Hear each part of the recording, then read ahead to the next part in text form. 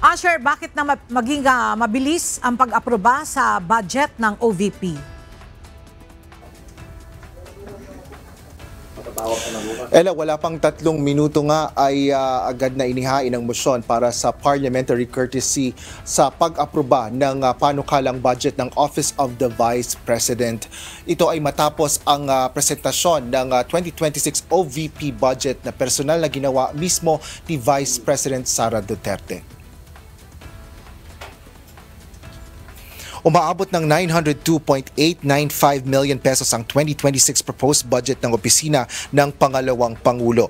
Mas mataas ito kumpara sa 733.198 million pesos na naaprobahang pondo ng OVP para sa taong 2025. Ayon kay Vice President Sara Duterte, ang bahagyang pagtaas ng kanilang pondo ay bunsod ng pagdami ng mga tauhan sa ilalim ng kanyang opisina. Gayun din ang dagdag na pondo para sa disaster relief na pangalawaan niyang pinakamataas na ayuda na hinihingi sa OVP kasunod ng tulong para sa burial o pagpapalibing. Ilang senador ang nagbigay ng kani-kanilang manifestasyon kung saan nagpahayag ang mga ito ng pagsuporta sa panukalang pondo at mga programa ng OVP. Matapos nito ay inihain ni Senate Majority Floor Leader Juan Miguel Zubiri ang motion na bigyan ng parliamentary courtesy ang naturang opisina. Ito anya ay ginagawa na sa mga nagdaang ilang taon gaya ng kortesiya na ibinibigay sa budget ng Office of the President. Lalo pa anya na lean o basic na ang pondo na nakapaloob sa panukalang budget ng OVP. Sinigundahan naman ang mosyong ito ni Senators Amy Marcos, Ronald Bato de la Rosa, Robin Hood Padilla at Jinggoy Estrada. At dahil wala namang ibang senador na nagpahayag ng pagtutol sa 2026 OVP budget, agad na inaprubahan ang budget ng OVP sa level ng Committee on Finance at isinumite na para sa konsiderasyon ng plenaryo. Nagtagal lang ng nasa 45 minutes ang pagdinig ng Senate Committee on Finance para sa budget ng pangalawang Pangulo.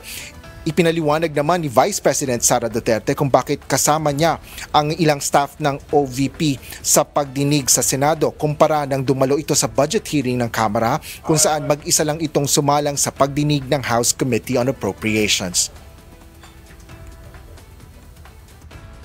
Actually, yan yung discussion namin kanina because we were in a meeting. The Office of the Vice President was in a Zoom meeting. And then, wala kaming sagot, ma'am. Hindi ko alam kung bakit mag-isa ako doon sa House of Representatives. And then, suddenly, nandito sila, sumama sila dito.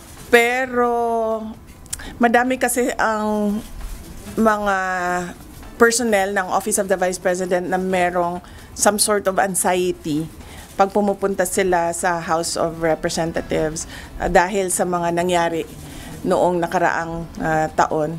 Likely baka yun yung rason bakit ayaw nila ako samahan doon sa HOR.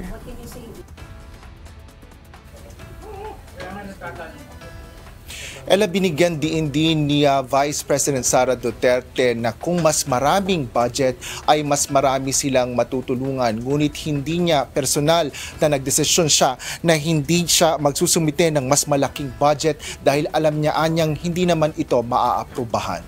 Yan ang latest dito sa Senado. Balik sa iyo, Ella. Maraming salamat, Asher Cadapan Jr.